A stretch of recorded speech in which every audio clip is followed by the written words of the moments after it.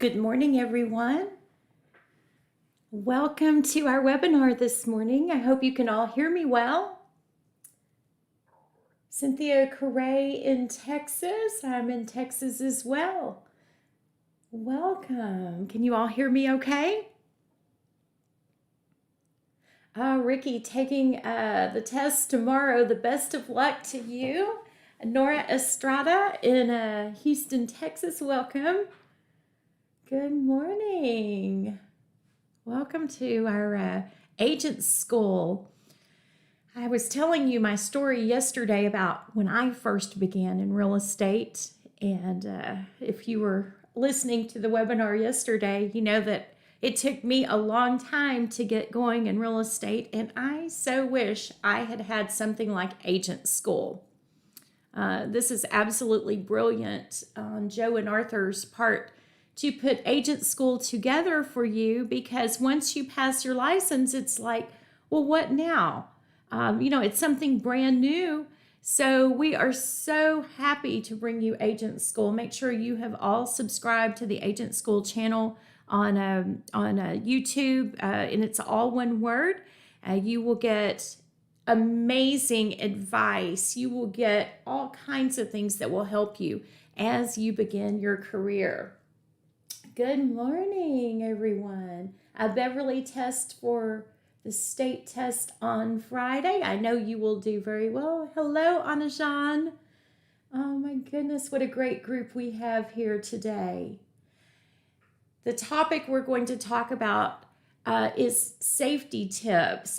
I want you to be safe in this industry. There is no amount of money worth you jeopardizing your safety. So I'm going to bring you a lot of different ideas, tips, information this morning to help you with that. Good morning. Hi, Carrie Emmer. Great to see you here today. Oh, good. You got all the questions to ask the brokers. I'm so glad. We talked about that yesterday. Such an important part of your career as we talked about which broker you are choosing. Hi, Elizabeth. Interviewing now, she says. I hope it's going well. Hello, Debbie Lane. Hi, Gia. Oh my gosh, you're such a fantastic group of students. Such an honor to get to teach you all. Now, most of the information that I'm bringing you today is going to be from National Association of Realtors. They have incredible information on safety. Now, in order to call yourself a realtor, as many of you probably already know, that you're going to be licensed as a sales agent or a broker, or in some states they call it a broker and managing broker. In order to call yourself a realtor, then you're going to join National Association of Realtors, your state association, and your local association. And if your broker's a member, you'll have to be a member. That lets you call yourself a realtor. And at the National Association of Realtors website, they have fantastic information for you that will help you throughout your career. And so you'll see a lot of that information as we go along in this webinar today.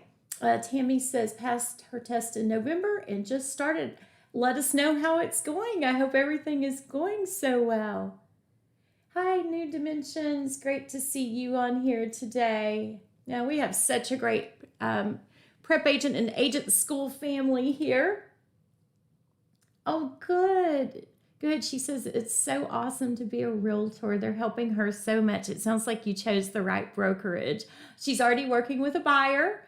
Wonderful, wonderful. That is amazing. Congratulations to you. Yeah, I'm watching your chat. All right. Okay. Now, I told you how you're going to join the National Association of Realtors and those other associations in order to call yourself a realtor. I also want to point out it only has 2 syllables. People, for some reason, want to put the 3rd syllable in there. And I will hear them say realtor all the time. Realtor. No, it's realtor. So realtor, let's all say it together wherever you are sitting. I want you to say out loud, realtor, realtor. It's important that we know how to pronounce our title. One of my good real estate friends, she does quite well in real estate, and always makes a lot of money every year. And she says she's a realtor. And every time she says that, I'm just like, oh my goodness. So I asked somebody one day who was who teaches classes on etiquette, things like that. I said, how do you politely correct somebody? She says, well, you know that it's not a good idea to correct people. That's not polite. And I said, no, I know that. That's why I'm asking for some advice here, because I feel badly for her. She keeps calling herself a realtor. And she said, well, I think next time you see her, if you go to lunch together, of course, this is pre-COVID when we could do that, you need to just keep saying realtor correctly over and over again, every opportunity you get. So I must have said realtor 50 times during lunch, trying to get her to understand how to say it correctly without correcting her. And finally, she looked at me. She said, why do you keep saying realtor? And I was like, oh my goodness, I give up. So very important that you're pronouncing your title correctly. Also, you will notice that it is a registered name as we're going through this webinar, and how I have a little registered symbol every time I have the word realtor. If you can't find the registered symbol on your computer, then you can always just put it in all caps when you're typing out realtor, and you will still be in compliance. So yes, that's right. Beverly's got it, realtor. Yes. So as you were sitting there saying that out loud, if your family were there at home, they're probably thinking, why are they talking out loud here? So again, Cynthia Correa says realtor 50 times. Yes. And then she said, why are you saying realtor? I'm like, oh my goodness, I just give up.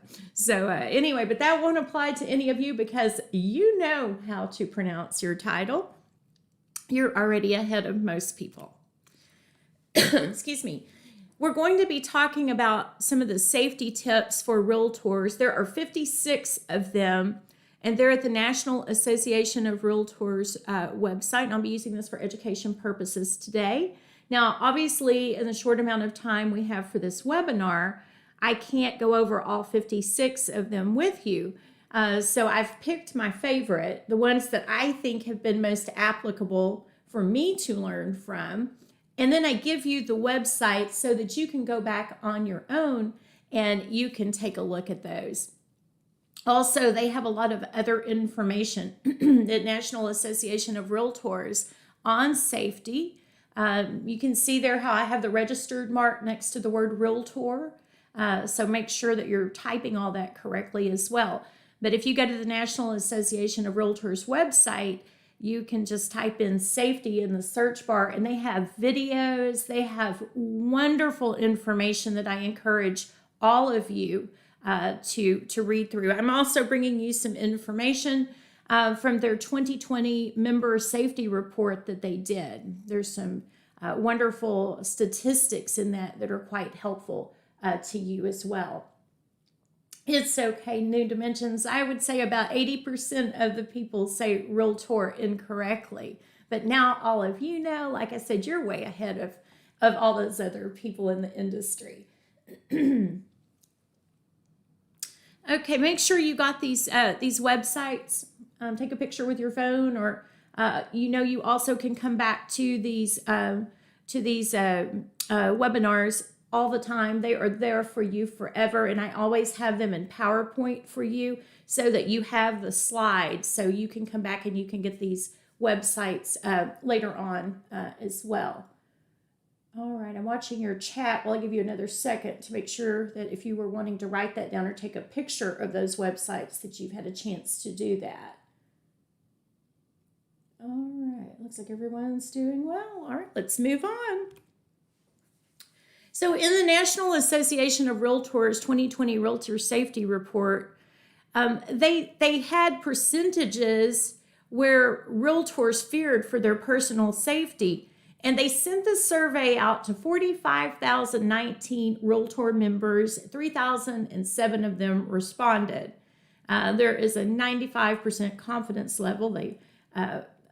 of error is plus or minus 1.79%, so that you can see. So they had 6.7% respond back.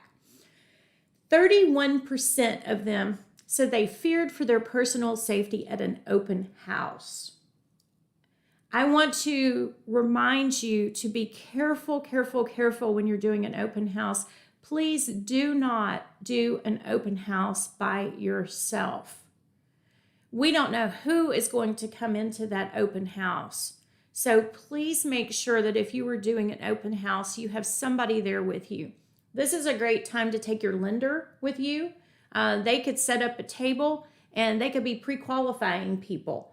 Also, if you have a realtor buddy you could take with you. I've taken my husband with me many times if doing an open house, but I don't want you going and doing an open house by yourself. It's simply not safe. 31% people said that they feared their personal safety during a showing. Yeah, that is also a fairly large percentage. I know that I sometimes have felt a little fearful when showing a house. We have a appointment service that sets up all of our appointments. And one day I went to show a property and they had failed to call the seller. And the seller was home asleep in bed. And we had no idea. We rang the doorbell. Nobody answered. We had a confirmed appointment. And I'm going to tell you, we startled him. Thankfully, everything was okay. And he was a really nice person. But that was quite frightening. So be very careful during a showing. 27% said that they were fearful when meeting a new client for the first time at a secluded location or property. I'm just going to tell you, do not do that. This is why we have buyer consultations. This is why, we have listing appointments and we set those up professionally, and we don't just meet somebody at a property for the first time that we don't know, especially a secluded location or property. If you've watched my my agency webinar on Prep Agent, and we're talking about customer versus client, and I always tell you, don't go meet that customer at the property when they call, and you don't know them. It is just not safe to meet a stranger at a property. So please don't do that. 27% said after receiving a threatening or inappropriate email, text message, phone call, or voicemail. 23% said other. 8% said while meeting a new client for the first time at a public place. So if you're meeting a client at a public place, make sure there are people around you. And make sure it's a safe place, well lit. Really be careful where that is. 3% said while driving a client in your car. Yesterday, I told you my story of the first time I took a client out to look at a property, and there was just something not quite right about that investor. And so I don't put people in my car. They can follow me, they can meet me, but I do not put people in my car. Another thing that I do when I'm showing buyers properties is a lot of times I will take them in a limousine.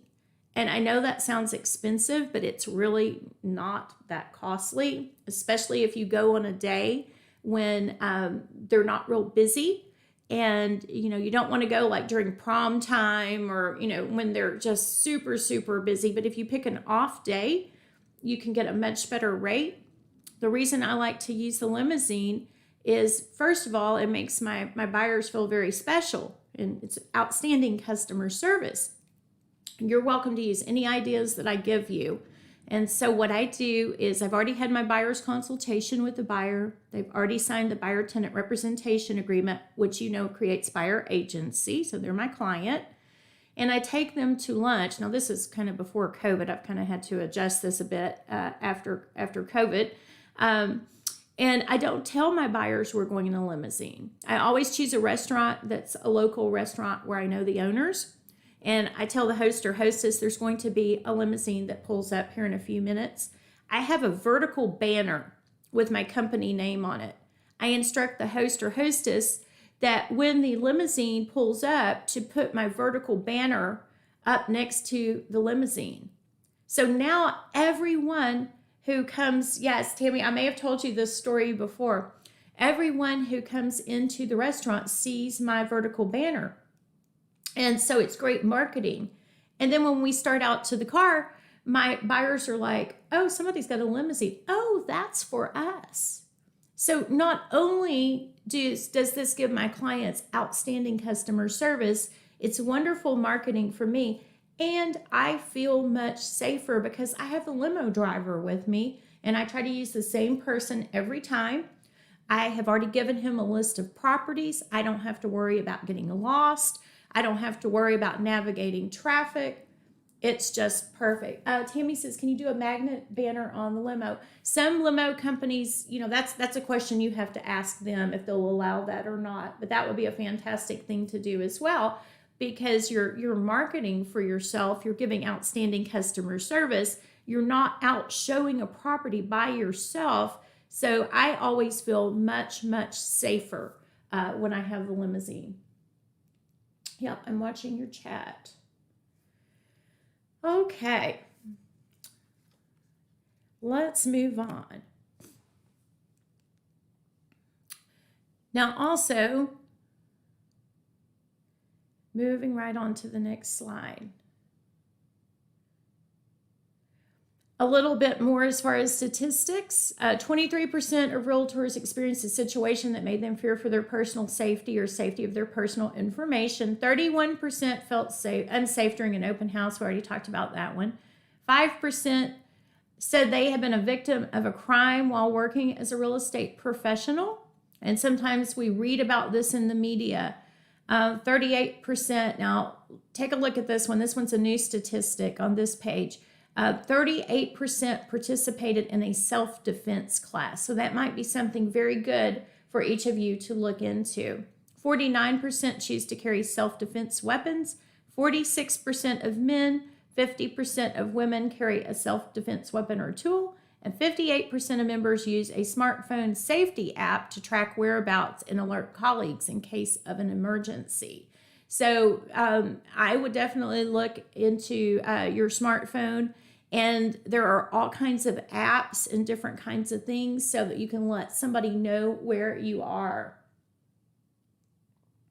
A TL, if you try to refresh your screen, that will probably take care of the blurry screen. And again, these are all from the NAR member safety report, and I've got the website. I've got the link to it right there for you, so you can go back. And of course, this is just part of it. I don't have time in our 40 minutes here to give you all the information. So I want you to go back and I want you to pull that information up and read it.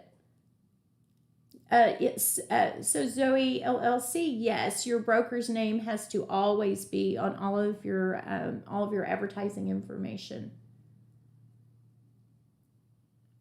Oh, Thomasina, I wouldn't be able to advise on that. Yeah.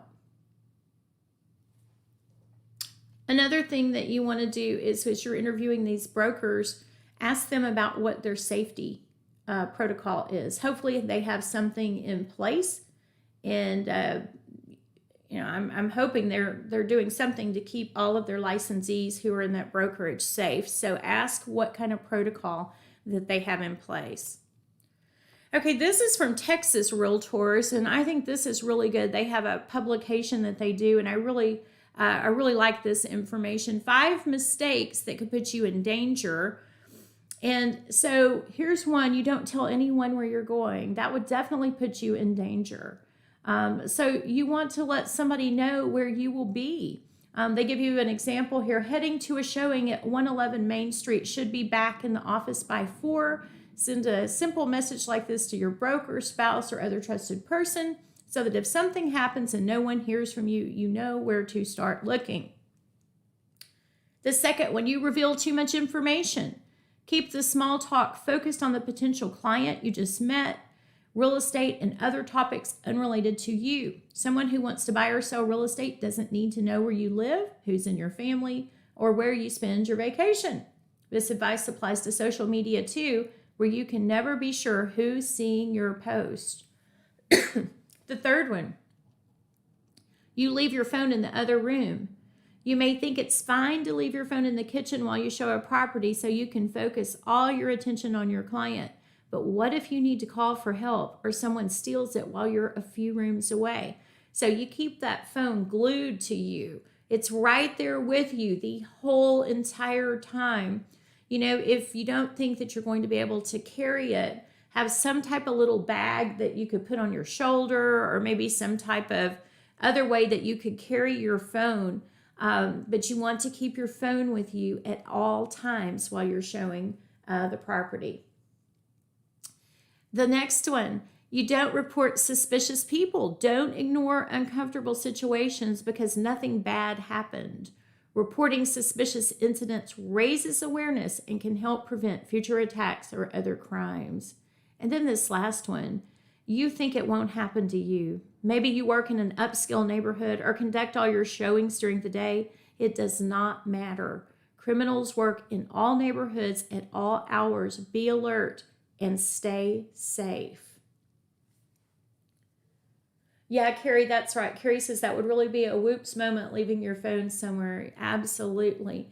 That phone could be your lifeline to safety right there. So you want to keep it with you all the time. So we want to be very aware of our surroundings. We don't ever want to just think everything's going to be okay. So we have to be cautious at all times so that we stay safe in this industry. Okay, now we're going to go through some of the tips. Now, as I told you, there are 56 of them, so we don't have time to go through them all. So I picked my favorite, and then I've given you the website so you can go back, and I highly encourage you to read through everything National Association of Realtors has about safety. There are other places that have good safety information as well, but I really, really like National Association of Realtors information. So tip number 2, checking in. When you have a new client, ask him or her to stop by your office and complete a prospect identification form. And at National Association of Realtors, they have a copy of one that you could use.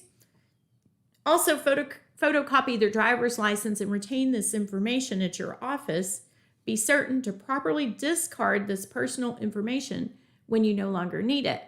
Now, in the midst of a pandemic, we're doing things a little bit differently. People are not always stopping by a brick and mortar office, but we can do a lot via Zoom. Check with your broker as to new protocols they have in place to keep you safe in the midst of the pandemic.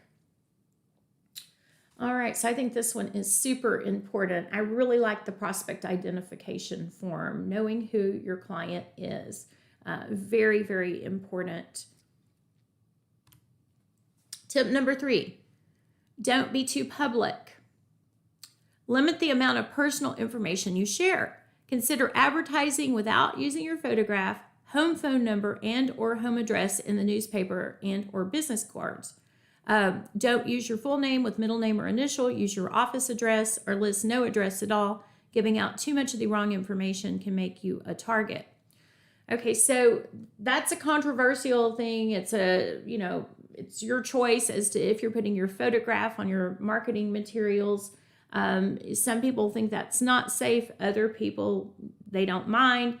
So, I would definitely talk to your broker about what they recommend on that. iHome office, you will never see my home phone number. You will never see my home address on any type of marketing that I'm doing. I just don't include an address at all. People can reach me via social media.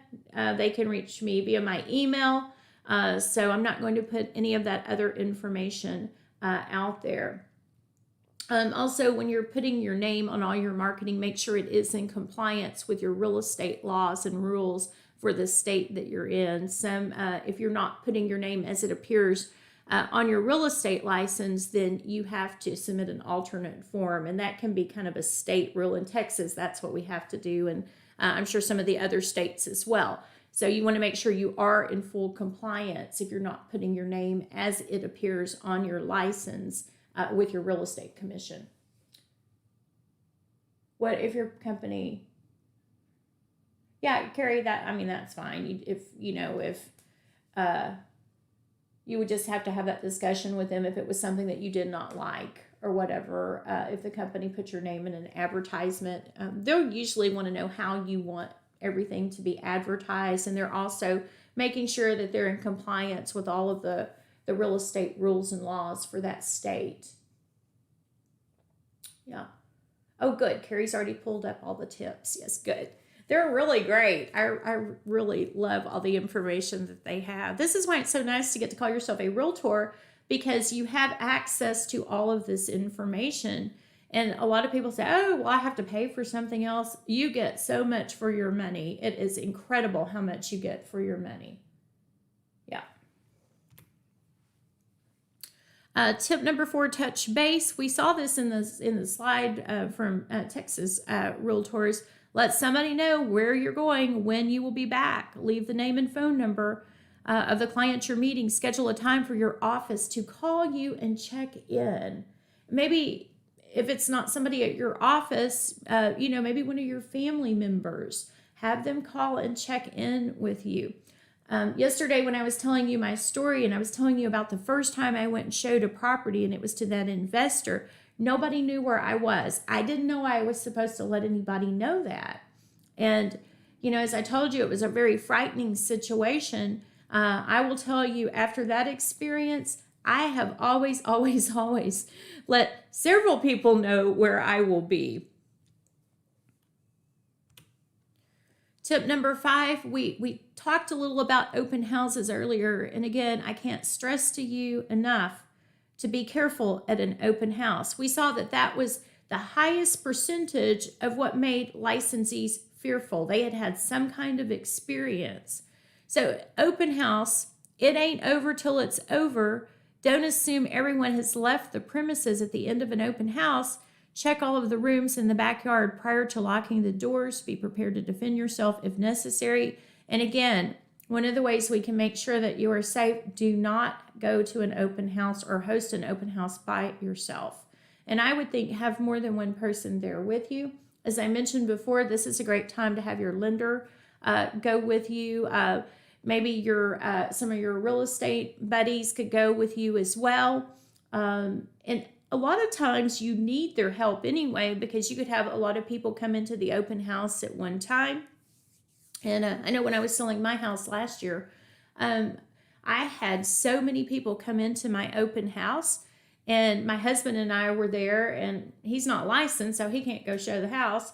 And thankfully, one of my neighbors had come over and was just sitting there visiting with me, and she was a licensee. I put her to work, and she actually got a buyer from it, not for my house, but for another. So you want to have plenty of people to help you. So make sure you've got all those people with you. Let's see. Oh, that's really good. Liliana says the association she's with provides her with a free app that you can download and input the client phone number and gives you their information like their address. That's awesome. And also gives criminal records and infractions, possible court records. That's really wonderful, Liliana. So check with your associations. That's a great piece of advice there. See if they have some things as well to keep you safe, because that's our ultimate goal, that you are safe. Another, stranger danger. Tell your clients not to show their home by themselves. Alert them that not all agents, buyers, and sellers are who they say they are. Predators come in all shapes and sizes. We tell our children not to talk to strangers. Tell your sellers not to talk to other agents or buyers, and to refer all inquiries to you. When I list a property, I remind my sellers, if someone is coming to look at your property, I'm either going to contact you or our showing service is going to contact you. If anybody just comes and knocks on your door and you don't know they're coming, do not open that door. Do not let them in that property. And if you do have an appointment that's scheduled, do not hesitate to ask for identification from that licensee. A business card, look at their driver's license, whatever, if the seller does happen to be home. A lot of times sellers are not home when showings occur, but if they are, you are very welcome, and I encourage you to confirm that is the person who is coming into your home, the one that you had been notified of an appointment. We just absolutely don't want our sellers, we want to keep them safe as well. We don't want them to be in any kind of danger. So we want to keep them safe too.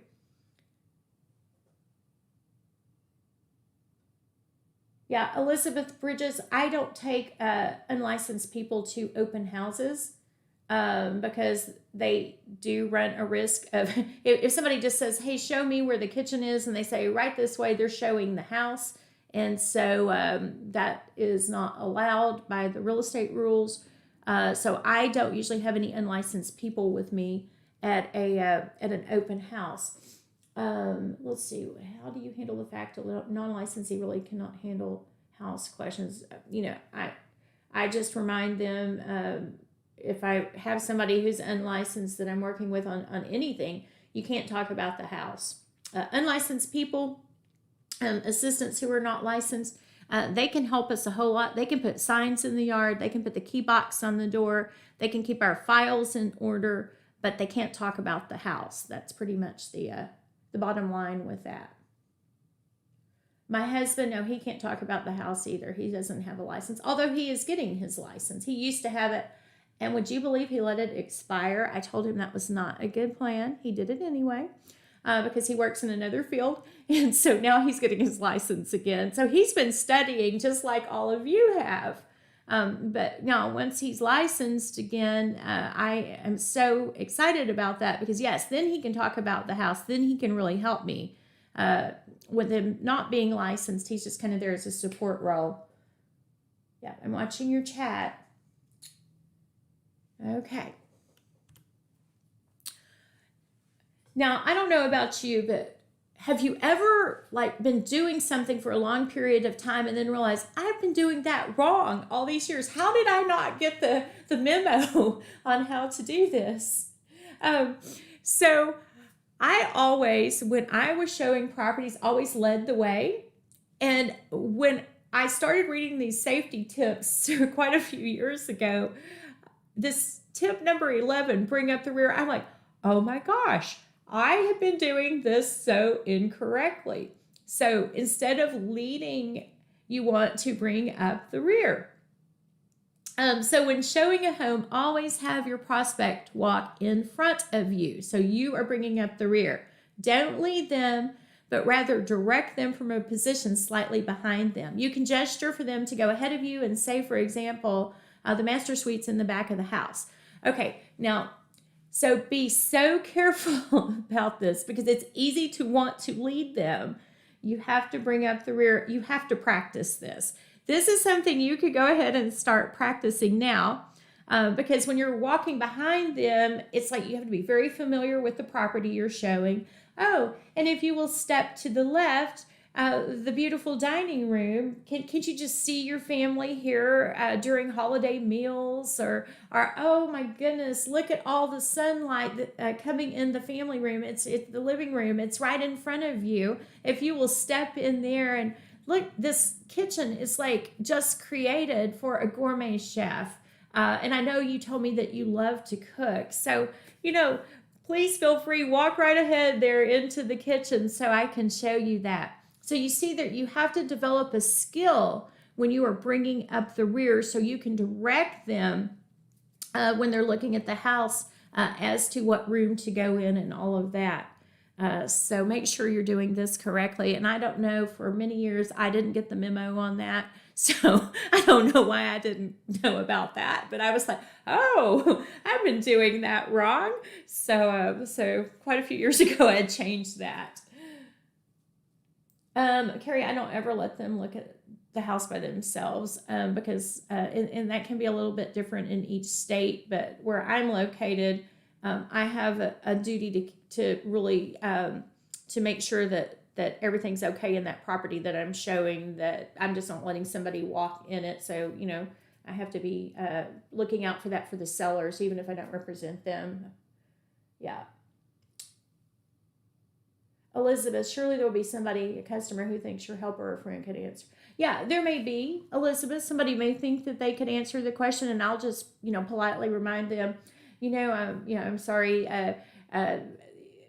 It would take a licensee to answer that. And then hopefully there's another one right there that can go ahead and answer that. Oh, yeah, Lewis, you can always email me any questions you have. Cynthia@prepagent.com.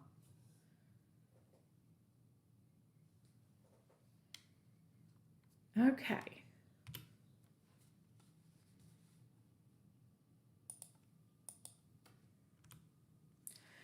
Tip number 12 is another one I like. Pick up some self-defense skills.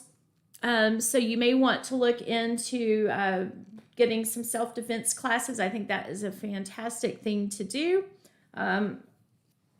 Also, like your health clubs, martial arts studios, a lot of the community colleges offer some type of class. You can also get one via, Zoom or something right now because of the pandemic.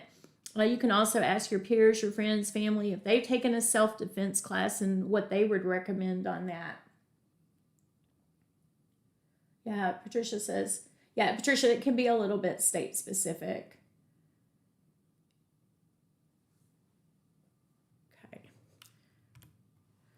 Tip number 13, you take the wheel. We talked about this when we were looking at those percentages at the very beginning. Whenever possible, take your own car to a showing. When you leave your car, lock it.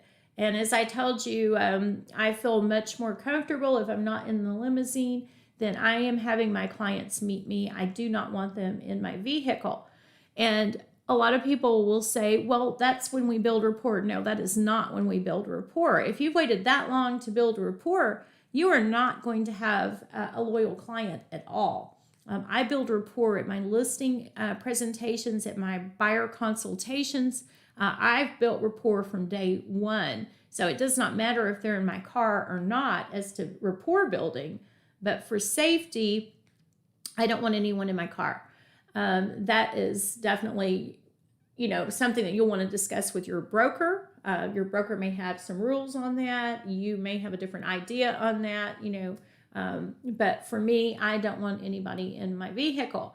I also think a lot of times that my clients are more comfortable taking their own car because then they can talk amongst themselves about the house and all of that. So remember, whenever possible, take your own car to a showing. That is much, much safer. Tip number 14, shield your computer from email viruses so they can impair, damage your computer. Viruses are often distributed via attachments and email spam. Don't open an attachment from somebody that you don't know. If you receive a strange or impersonal sounding message from a familiar address, check with that person to make sure they really sent it. The ones that bother me the most are the ones who say they're with, I had one that called and told me they were with Apple the other day. Well, I don't have an Apple computer. And they told me they needed to take control of my computer. Well, my husband's in IT, so he's always educating me on all of that. Don't ever open anything, don't ever talk to these people. And so I would hang up the phone. I would block their number. Then they would change the number, call again. They called 10 times in a row. Not only did they call 10 times in a row, they left a voicemail each time. And I was like, oh my goodness. So some of those people can sound very legitimate. They can sound very real. So you've got to be very careful about that. Don't fall for any of those scams. Yes, Tammy, we've got a whole series of things to help you as you're starting your career through AgentSchool. So you'll get all kinds of different information, and there should be one on listing presentations, buyer consultations, all those kind of things. I know, right, Ezekiel? I hate those calls too. I'm like, it was so time consuming because I'd have to go in and delete the voicemail and block each number. And I'm like, 10 times in a row. It was like for a whole hour they were calling. I was like, I have so much work to do. I can't sit here this whole time and have to block calls and delete all of this. Yeah. Oh, yeah. Debbie, some of those people sound so convincing, don't they? Yeah. Yeah. Tip number 15, I love, got cell service everywhere. When you're showing a commercial property, thick walls and or remote locations might interfere with mobile phone reception. And that could be a residential property as well. There are a lot of areas that don't get good cell reception. So make sure your phone is is serviceable in the area in which you're showing the property. Yeah, Cynthia said block, delete, yes. I hope they didn't call you 10 times in a row as well. I was like, boy, these people are stubborn. They're just not giving up. Yeah. Cynthia Johnson says they should get a real job like real estate. That's right. They're certainly persistent, aren't they? Yeah. All those scam phone calls. Oh my goodness. Tip number 17, install caller ID on your phone. I think we all have that. And also, have it automatically reject numbers that have been blocked. This provides you immediate information about the source of the call. Yes, the do not call list, definitely a good thing. And also, if you're still taking your licensing exam, on the national portion of it, you have a question on do not call. Tip number 18, your trash is another man's treasure. Just bought a new entertainment system. A bunch of empty boxes out by the curb triggers an alarm to would-be thieves. Instead of putting boxes out in plain sight, cut them down, stuff them in trash bags. You don't want to advertise to everybody, hey, in my house, I have a new entertainment system. Yeah, Tammy, I agree. Those telemarketers, all those scam calls, those are the worst. I think it's one reason that we're seeing a lot of licensees not answer their telephone, and we need them to answer their phone because we're calling about the property. And a lot of people are not answering their phone because all day long they're just bombarded with all of these scam calls. Tip number 19, hide your personal information. Don't leave personal information like mail or bills out in the open where anybody can see it. Be sure to lock down your computer, lock up your laptop, and any other expensive, easy to pocket electronics like iPads or iPads before you're showing. You've got to remind your sellers about this too, that they don't need to leave any kind of information out where they could see, their name, all their information. They want to keep their laptops locked up, their computers locked down, all of that. So we have to give this information to our sellers as well. So it's a safe situation when people are looking at their property. I'm watching your chats. Now, tip number 20, I really like an office distress code. You could also have, like some of you may have a family distress code. A lot of families have like a distress code. So you could have a voice distress code, a secret word or phrase that's not commonly used, but could be worked into any conversation for cases where you feel you're in danger. Use this if the person you're with can overhear the conversation, but you don't want to alarm them. An example, hi, this is Jennifer. I'm with Mr. Henderson at the Elm Street listing. Could you email me the red file? So their office distress code is the red file. Diana Brunner says, what about family photos on the wall? Well, Diana, I would go ahead and advise the seller to take those down for safety reasons. And then also we're depersonalizing the house. We need the buyer to think of it as their house and what it would be like is their house. And if somebody else's family pictures are on the wall, that's hard to do. What if you're, okay, Debbie Lane says, what if you're going to show a property that doesn't have service? I would definitely take somebody with you. Like there have been many times that I have just taken my husband with me. He loves to read, so he's fine sitting in the car reading a book, but he's right there if I need him. So you would not want to go alone to a property that does not have service in that area. Tip 21, have your excuse ready. Part of being prepared to deal with a threatening situation is having an out. Prepare a scenario in advance so that you can leave or you can encourage someone who makes you uncomfortable to leave. Examples, your cell phone or pager went off and you have to call your office. You left some important information in your car, or another agent with buyers is on his way.